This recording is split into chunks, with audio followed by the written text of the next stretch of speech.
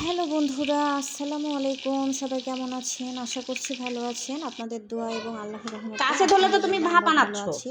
তো এই তো আজকে আমি চলে আসলাম পাঙ্গাস মাছ দিয়ে করল্লা রান্না করার জন্য। আমি করল্লা আলুটা পাঙ্গাস মাছ দিয়ে ঝোল করেছিলাম। প্রথমে মাছটাকে ভেজে তুলে রেখেছিলাম। তারপর করল্লা আলু কষিয়ে যখন সিদ্ধ হয়ে এসেছে তখন মাছটা দিয়ে একটু হালকা পানি দিয়ে এই তো আমার করল্লা আলুর তরকারি হয়ে গেল। আর সাথে করেছিলাম লট্টা শুটকি ভুনা। লট্টা শুটকিটাকে আমি আগে গরম পানিতে ভালোভাবে ধুয়ে নিই, তারপরে পেঁয়াজ ভেজে মানে শুটকিটাকে তারপরে ভেজে নিই, ভেজে তুলে রেখে পেঁয়াজ মরিচ সব ভেজে মশলা টশলা দিয়ে তারপর শুটকি মাছ দিয়ে এভাবে কষায় রান্না করি।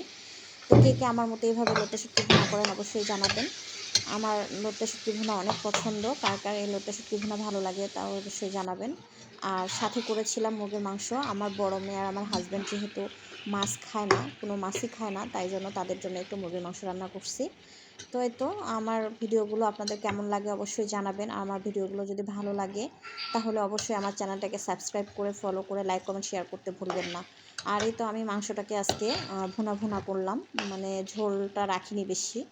ব্রয়লার মুরগির মাংসটা আমার মেয়েরা অনেক বেশি পছন্দ করে, আমার হাজব্যান্ড ততটাও পছন্দ করে না, তবে একবারে খায় না এমন না, একটু একটু খায়।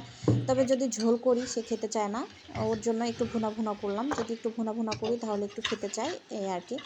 তো অবশ্যই আমার ভিডিওগুলো কেমন লাগে জানাবেন। ধন্যবাদ সবাইকে, আমার পাশে থাকবেন, আমাকে অবশ্যই সাপোর্ট করবেন আর আমার চ্যানেলটাকে সাবস্ক্রাইব করতে ভুলবেন না।